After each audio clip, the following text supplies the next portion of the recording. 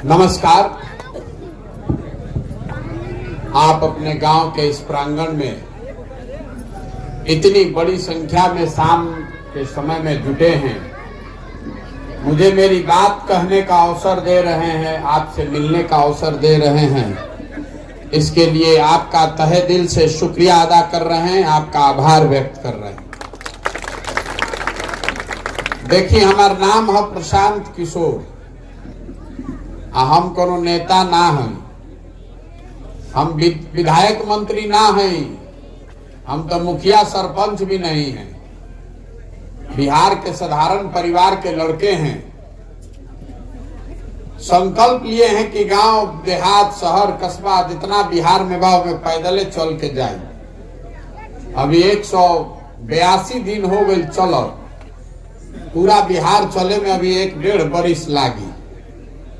अपन घर परिवार सुख सुविधा छोड़ के गावे गावे हम पैदल काहे के चलत नहीं। हमारा पैदल चले से तो और गरीबी ना दूर होई। हमारे पैदल चलने से आपका कोई कष्ट नहीं दूर होगा। हम किसी का मदद भी नहीं करते। हम रास्ता में चलत आनी आदमी 100 गो समस्या बतावता। कोई राशन कार्ड के बारे में बतिया रहल बा, कोई नाली गली सड़क के बारे में बतावता, कोई पानी के समस्या बतावता, कोई पढ़ाई के समस्या बतावता। हम सुनता नहीं सब, लेकिन हम मदद किसी का नहीं करते। कैसे कि मान ले कि हम कोई के मदद एक आदमी के करियो दी तो उसे राउर जिंदगी ना सुधरी। राउर जिंदगी एक आदमी के हम ठेका लियो ली तो उसे 13 करोड़ आदमी के तो जिंदगी ना सुधरी। इस बिहार के अगर सुधारे के बाद एकरा के कोनो नेता ना सुधार सके। कोई नेता कोई दल बिहार को नहीं सुधार सकता है। 13 करोड़ लोगों का जिंदगी को सुधारना है तो आपको ही तैयारी करना पड़ेगा। यही से चलल बानी पैदल। ये बतावे मछली नहीं की बात, मछली मारे सिखावे आयल बानी। हमने के दुर्दशा काहे बाई, पहले बात के समझी। एक बार समझ में आ जाए तो अपने आप जीवन एक तरह से बेहतर हो जाए। देखिए, नेता जे बा जे मंच पावता, जे सरकार में रहता, वो कहता कि हम बहुत बढ़िया काम करता। आ जे ओकर विरोधी बा तो ओकरा के गरियावता के भाई तो कुछ कामे नहीं करत। यही तू में लागल बा। तो हम कहनी है कि हम नेता ना हैं तो हम कोई के शिकायत ना करी। हम उल्टा बात कहतनी। मान ली बिहार में जे नेता बा, जे सरकार में बा, ओकरा के मान लिहल जाओ कि काम करता। जे भी नेता रहल, आज रहे चाहे पहले रहे, जौन काम कैलस चाहे करे के दावा करता, सबके सही मान लिया। हमें बहस के मुद्दे नहीं थे कि के का कैलस के ना कैलस। जिसने भी जो काम किया है या करने का दावा करता है उसको मान लीजिए। हमने के मान लिहल जाओ कि 40 बरिस में कांग्रेस बहुत काम कैलस बिहार में। मान लिहल जाओ कि भाई 15 साल में लालू जी के राज में गरीबों को, वंचितों को आवाज मिल गया। मान लिहल जाओ कि नीतीश कुमार और भाजपा वाला लोग मिल के सड़क बिजली बना दिहल। लेकिन अगर सब के बात के सही मानियो लियाओ तो वो हमनी के आज जो दुर्दशा बा तो आंख के सामने ही बा। सबके काम के लिए उसका सम्मान है, लेकिन आज की सच्चाई यही है कि देश में बिहार सबसे गरीब, सबसे पिछड़ा, सबसे ज्यादा अशिक्षित, सबसे ज्यादा भूखमरी और बेरोजगारी वाला राज्य है। यही तो सबके बुझाता, बहस करे के कोनो में मुद्दे नहीं थे। तो जौना रास्ता पर हमनी के 50 बरिस से चलत नहीं जा, अब बिहार उसे ना सुधरल तो अगला 50 बरिस में वो रास्ता पर चल के ना सुधरी। कुछ तो ऐसा बात बा जो हमनी के पकड़ में नहीं थे आवत, ना तो दूसर राज्य कहां से कहां चल गए। जब देश आजाद भइल तो बिहार और तमिलनाडु बराबर रहा। आज तमिलनाडु बिहार से 6 गुना बड़ा हो गया। आपका हमारा घर का भाई बच्चा तमिलनाडु में जाकर मजदूरी कर रहा है। तो हमने के दुर्दशा सुधरत काहे नहीं के बात के समझी। देखिए, दुनिया भर में जितना विद्वान बाड़न वो गरीबी से निकलने का उन्होंने 3 ही रास्ता बताया है। पहला रास्ता है पढ़ाई। अगर राउर बच्चा पढ़ लिख जाई, पढ़ लिख के ओकरा नौकरी मिल जाओ, तो राउर गरीबी दूर हो सकेला, जीवन सुधर सकेला। दूसरा रास्ता है खेती। अगर पढ़ाई ना होके, जमीन होके खेती लाए, तो खेती किसानी करके भी रउआ अपन जीवन सुधार सकता। और तीसरा रास्ता है पूंजी, पैसा। अगर पढ़ाइयो नहीं थे, खेती लायक जमीनों नहीं थे, लेकिन पैसा होके, तो दुकान दौरी, रोजी रोजगार, व्यापार करके आगे बढ़ सकता। तो बिहार में रउआ ध्यान से देखो, तो रउआ पता चली कि ज्यादातर आदमी के पास ये तीनों में तीनों चीज नहीं। समाज में जितना आदमी गरीब है, उसके बच्चों के पढ़ने के लिए सुविधा ही नहीं है। राउर लड़का पढ़े जाता तो पढ़त नहीं थे, खिचड़ी खा के घरे चल आवता। आज पैसा वाला आदमी जब बाड़न जे प्राइवेट में पढ़ावता लड़का, ओहू स्कूल में कोनो बहुत बढ़िया पढ़ाई नहीं थे हो। कोई गलती से कॉलेज तक पहुंचियो गई, तो कॉलेज में भी पढ़त नहीं था। हम लड़का गईलन, नाम लिखैलन, 3 वर्ष के डिग्री 5 वर्ष में लेके चल अलन। पढ़ाई ना स्कूल में होता ना कॉलेज में होता। तो जब आपका बच्चा पढ़ेगा ही नहीं, तो डॉक्टर, इंजीनियर, कलेक्टर तो बनियन ना, उनका मजदूरे बने पड़ी। सीधा उपाय बा। देखिए, हमार अपन बाबा मजदूर रहन, बैलगाड़ी चलावत रहन, बनिहारी कर के बैलगाड़ी चला के हमारा बाबूजी के पढ़ैलन। हमार बाबूजी डॉक्टर हो गए। हमार बाबूजी हमरा के पढ़ैले बलन, तब न हम खड़ा होके बोलत नहीं। जब आपका बच्चा पढ़िए नहीं रहा है, तो आपका जीवन सुधरेगा कैसे? तो मान ली गिरवा कह के भैया पढ़ियो लिख के कोनो फायदा नहीं थे, तो दूसरा रास्ता रवा के बताइनी है खेती। तो बिहार में जो 100 आदमी रहता, उनमें 60 आदमी के पास तो एको धूर जमीने नहीं थे। ऐजा समाजवाद के नाम पर, गरीब के नाम पर राजनीति होता, लेकिन पिछला 75 साल में भूमि सुधार का कानून नहीं लगाया गया। उस वजह से ज्यादातर लोग, देश में सबसे ज्यादा भूमिहीन लोग बिहार में हैं। 100 में 60 आदमी बिहार में उसके पास एक धूर जमीन नहीं है। जब 40 आदमी खेती करत जरा भी जमीन बा, वो 40 में 35 आदमी के पास 2 बीघा से कम जमीन बा। तो बिहार में खेती करे वाला आदमी जे बा, वो कमाए खातिर खेती नहीं खे करत, वो खाए खातिर खेती करता। 2 बीघा में रवा उतने उपजा पावता नहीं कि और बाल बच्चा के पेट भर जाओ, उसे कमाए के उपाय नहीं थे। गेहूं रवा बोले बानी तो हमें सरसों तीसी रवा छिटता नहीं कि तेल ना खरीदे के पड़ो, वो सरसों तीसी के बेच कर रवा पैसा ना कमा सकी। तो 100 में 5 गो आदमी बिहार में ऐसा बाड़न जे खेती करके आमदनी करता। बाकी आदमी यहाँ तो खेत में काम करके अपन बाल बच्चा के पेट भरता, चाहे खेत में मजदूर बा। तो पढ़ाई जब बाना आ खेती करके आगे बढ़े के उपाय बाना। तो तीसरा रास्ता रवा के बताइनी है पैसा, पूंजी। अगर पैसा रहित लोग के पास, चाहे सरकार रवा के कर्जा दे दी, पैसा दे दी, तो कुछ रवा रोजी रोजगार कर लेती। कुछ ना करती तो 5 गो भैंसे खरीद के दूध बेचती, कोई दुकान खोल ली, कोई गाड़ी चलवाई, कोई सैलून खोल ली, कोई मछली पाल ली, कोई मुर्गी पाली।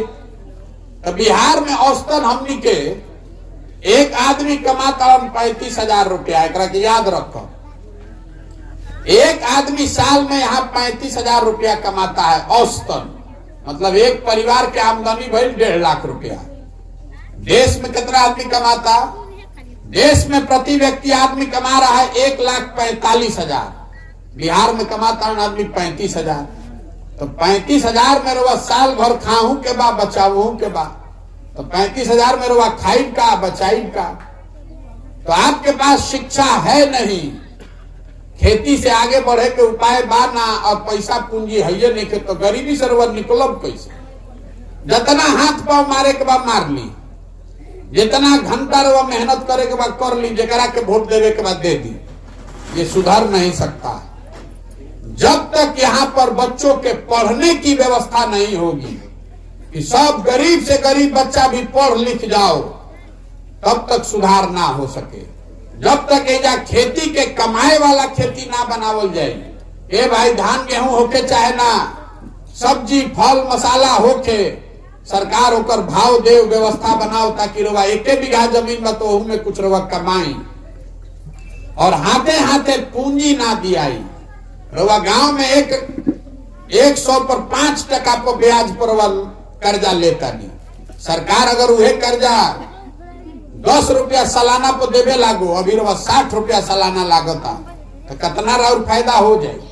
तो ये 3 चीज करना पड़ेगा, बच्चों के पढ़ाई की व्यवस्था, खेती से कमाई का व्यवस्था, और हाथे हाथ रोजगार होको ओकरा खातिर पूंजी के व्यवस्था। अब रउआ तुरंते पूछो, ये भाई जब तक प्रशांत किशोर तहरा बुझाता तो इतना बड़ा बड़ा विद्वान नेता लोग के नहीं बुझा, सबको बुझा रहा, तो कर क्यों नहीं रहा है ये बताएंगे। अभी 1 मिनट में आपको बात समझ में आएगा। देखिए इतना आदमी रवा खड़ा बानी, जब बहुत ध्यान से रवा सुनो तनी बात। अभी रवा से वो सवाल करब, रवा के रवा जवाब देवे के बा, रवा तुरंत पता चली कि बिहार में हमनी के दुर्दशा काहे बा। सबके बोले के बाद मुंह से हाँ चाहे ना, और कुछ बिहार में होके चाहे ना, इतना तो सबके बुझाता कि भाई लड़कन के पढ़े के व्यवस्था होके के चाहिए कि ना होके के चाहिए। सबके बोले के बाद सोच के बताई, सड़क बनो चाहे ना, पानी आओ चाहे ना, लड़कन के पढ़े के व्यवस्था होके के चाहिए ना भाई। सब कोई कहता, आधार भी कहलस आधार ना कहलस, लेकिन इतना तो बुझाता कि पढ़े के व्यवस्था होके के चाहिए। तो अब सब कोई अपना अपना लड़कन के नाम पर ईमानदारी से दिल पर हाथ रख के बोली कि अपना जीवन में रवा कभी पढ़ाई खातिर शिक्षा खातिर वोट देले बानी? कोई देले बा भाई? तो बताओ कि हम देले बानी भैया। कोई देले बा? कोई नहीं थे देले। रास्ता हम चलता नहीं, सब आदमी ये कहते भैया शिक्षा सुधारी। कैसे सुधारी रे भाई? रउआ प्रशांत किशोर के का जरूरत बा? रउआ मोदी नीतीश लालू के जरूरत नहीं है। आपको मालूम है कि अगर शिक्षा सुधर जाए तो आपके बच्चों का आपका कल्याण हो सकता है, लेकिन आप शिक्षा पर वोट नहीं देते। तो जो हम ताला खोले के बाद चाबी लगाते नहीं तो ताला खुली कैसे? रउआ बुझाता कि नेता चोरी करता। अभी जे करे के बतियावल जाए सबे ये कहता कि भैया हमनी के नेता ठगता। हम एकमात्र आदमी है खड़ा होकर रोज कह रहे हैं कि नेता आपको नहीं ठग रहा। नेता अगर आपको ठगता तो एक बार नेता ठगी, दूसरा बार रउआ जान जाती, फिर ना ठगती। 2 बार ठगी, तीसरा बार रउआ जान जाती। अगर रउआ 50 बार इससे ठगाता नहीं, अलग अलग नेता आकर आपको ठग रहा है, इसका मतलब है कि कुछ गलती हमनियों में बा। हम आपको बता रहे हैं कि आपको लगता है कि आप वोट ठीक दे रहे हैं, नेता काम नहीं कर रहा है। हम कह रहे हैं कि नहीं, जो उन चीज पर वह वोट देता नहीं वह मिलता, पूरा पूरा मिलता। आपने वोट दिया है 5 किलो अनाज पर, 5 किलो अनाज पर वोट दिया ही बना। तो बिहार में कतनो चोरी होता, 1 किलो चोरी करके 4 किलो अनाज मिलता कि नहीं थे मिलत? रउआ हम वोट देले बानी जा राम मंदिर बनावे खातिर, तो 30 बरिस के बादे सही रउआ गांव में स्कूल बनो चाहे ना, अयोध्या में राम मंदिर बनता कि नहीं थे बनो? रउआ वोट देता नहीं जात देख के, तो जात के चर्चा बिहार में हर जगह जात के चर्चा गन्ना होता कि नहीं थे हो? रउआ वोट देले बानी मोदी जी के 56 इंच के सीना देख के, तो सुबह शाम टीवी खोलता नहीं तो मोदी जी के फूलल सीना चमकत चेहरा लौकता कि नहीं के लौकता? रउआ वोट देले बानी बिजली खाती, तो घरे घरे बिजली आ गई बा कि नहीं के आ गई? भले बिल आवत 6000, लेकिन बिजली आ गया है ना घर घर। आपने वोट दिया है गुजरात में विकास का कहानी सुनकर, तो गुजरात के हर शहर में फैक्ट्री लागल बा। राउर लइका राउर घर के सवांग जाके गुजरात में मजदूरी करत के नहीं कम करो। ये हमरा के काहे के बतावत नहीं? ये लोकतंत्र की ताकत है। जिस चीज पर भी आप वोट दीजिएगा वो कम या ज्यादा आपको मिलेगा। जब आप अपने बच्चे के पढ़ाई के लिए, रोजगार के लिए वोटे नहीं दे रहे हैं तो मिलेगा कैसे? यही खातिर पद यात्रा करतनी और उनमें कोनो ज्ञान नहीं थे। गाँवे गाँव जाता नहीं, गाँवे गाँव जाता नहीं, वोट नहीं की मांगत, वैसे हाथ जोड़ता नहीं सबके। अरे भाई, अपना नहीं तो अपने बच्चों का चेहरा देखिए। एक बार नेता को नहीं, दल को नहीं, विचारधारा को नहीं, अपने बच्चों के पढ़ाई और रोजगार के लिए वोट दीजिए, तब बिहार सुधरेगा। अपने कहता समझ में आवे तो ठीक बा, और ना समझ में आवे तो जेकर झंडा लेके घूमे के बाद घूमी, जिसको वोट देना है दीजिए, कोई नहीं सुधार सकता है। जब तक आप अपने बच्चे के लिए नहीं खड़ा होइएगा। रउआ अपन लड़का के चिंता ना करब तो कोनो नेता रउआ लड़का के चिंता करी। अरे आपका लड़का बीए में करके बेरोजगार बैठा है, आपको चिंता नहीं है। नेता का लड़का 10वां नहीं पास है, वो भी मुख्यमंत्री बनेगा। जब रउआ अपन लड़का के चिंता नहीं करत तो कोई रउआ के चिंता ना करे। हमारा एक आदमी कहता कि प्रशांत भैया रउआ आगे चली, हमनी के सब आदमी बानी जा तन मन धन से आपके साथ हैं, तो हम आपको हाथ जोड़ के कह रहे हैं, हमको आपका साथ नहीं चाहिए। बिहार में जो लोग अपने बच्चों के साथ नहीं खड़े हैं, आप हमारे साथ खड़ा होइएगा। जब अपना लड़का खातिर नहीं खड़ा हो, आपके नस में जाति का, धर्म का नशा इतना घुस गया है कि आपका लड़का आधा पेट खा के सुतता। राउर लड़का पढ़त नहीं थे, राउर लड़का पढ़ लिख के बेरोजगार बैठल बा, तबो राउर आंख नहीं के खुलत। तो प्रशांत किशोर का जागो नहीं जगिएगा। इसीलिए कह रहे हैं कि हमारे साथ नहीं, अपने बच्चों के साथ खड़ा होइए। एक बार संकल्प लीजिए, अपने वोट का कीमत समझिए। आपके वोट का कीमत जाति नहीं है, आपके वोट का कीमत नाली गली 5 किलो अनाज नहीं है, आपके वोट का कीमत है आपके बच्चों का भविष्य। हमनी के उम्र आधा बीत गई, हमारा उम्र है 45 साल, तो कोई 90 साल 100 साल जियो था, आधा उम्र तो हमार निकल गई।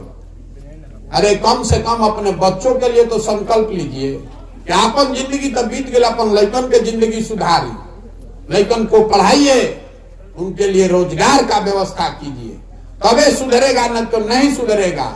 एगो प्रशांत किशोर आजाद की 10 प्रशांत किशोर, ये नहीं सुधर सकता है जब तक आप नहीं सुधरिएगा। ये संकल्प दिलावे खातिर गाँव गाँव घूमता नहीं। आदमी कहता है भैया ये तो बुझाता तो वोट के करा के दिया।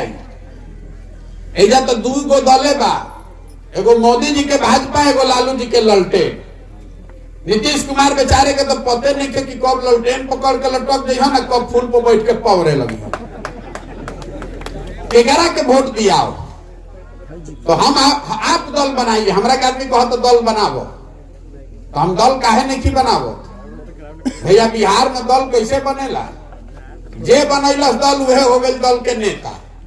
आइयो कह दिलस कि हमारा बाद हो हमार बेटा। कुल जाना तो लोग बिहार के आदमी जीवन भर झंडा लेके ढोआ जा। वो दल विकल्प नहीं है, वो तो परिवार का शासन है। अगर उसको तोड़ना है, विकल्प आपको हमको बनाना है, तो जो रास्ता महात्मा गांधी ने दिखाया, गांधी जी ने आजादी कैसे दिलवाई? गांधी जी वोट लेके दल बना के आजाद करे लो। गांधी जी ने समाज को जगाया, गांधी जी आगे आगे चले, पीछे से पूरा समाज चला, तो अपने देश का आजादी मिलो। तो अगर बिहार को गरीबी, भ्रष्टाचार, बेरोजगारी से आजादी दिलवाना है तो सबको कंधा लगाना पड़ेगा। प्रशांत किशोर के पीछे चले से ना होई, प्रशांत किशोर के साथ आपको कंधा लगाना पड़ेगा।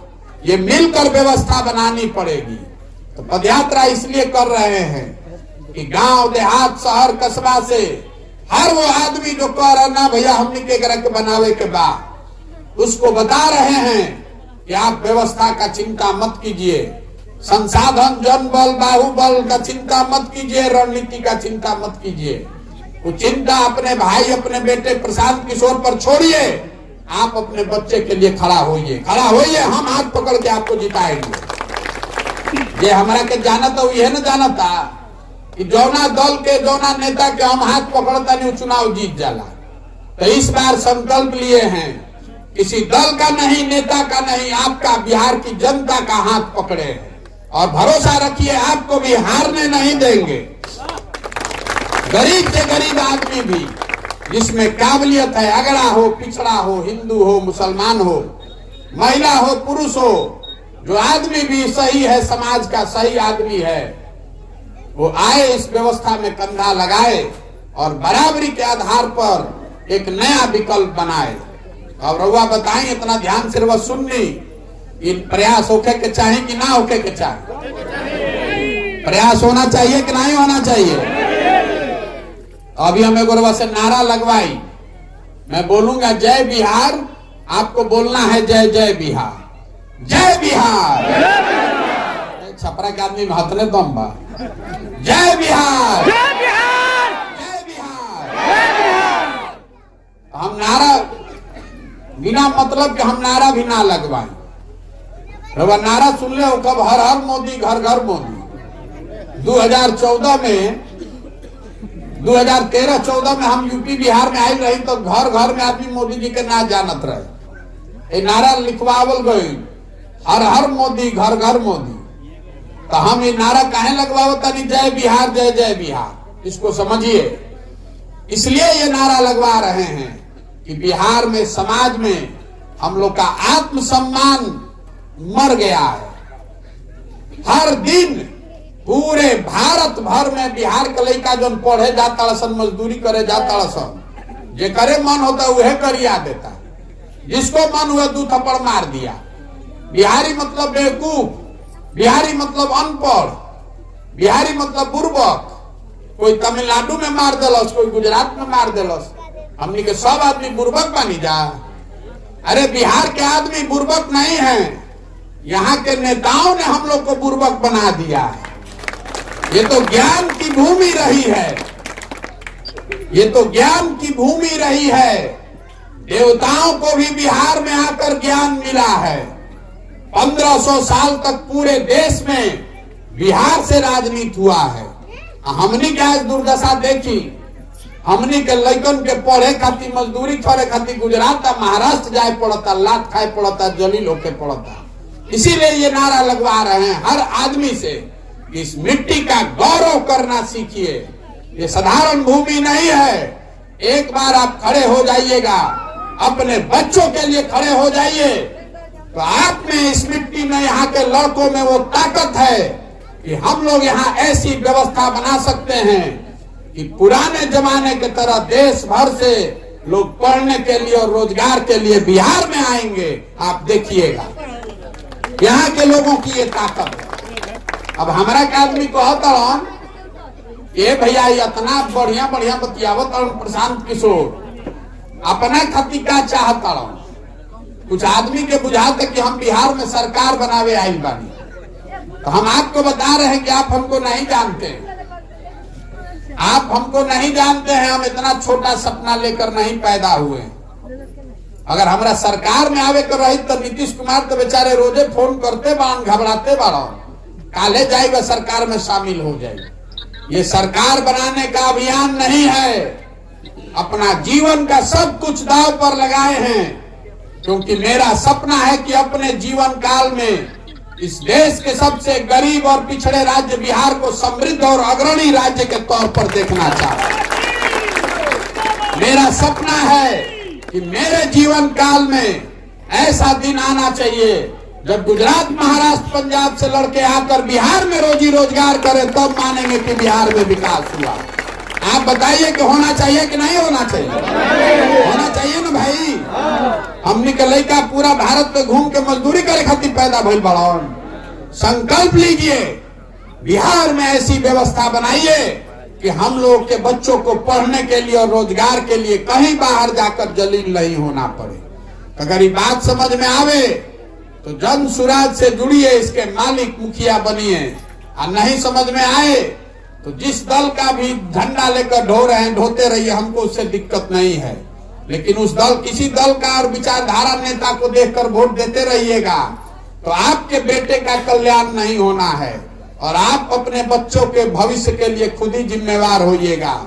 इसी बात को कहकर मैं अपनी बात खत्म करूंगा।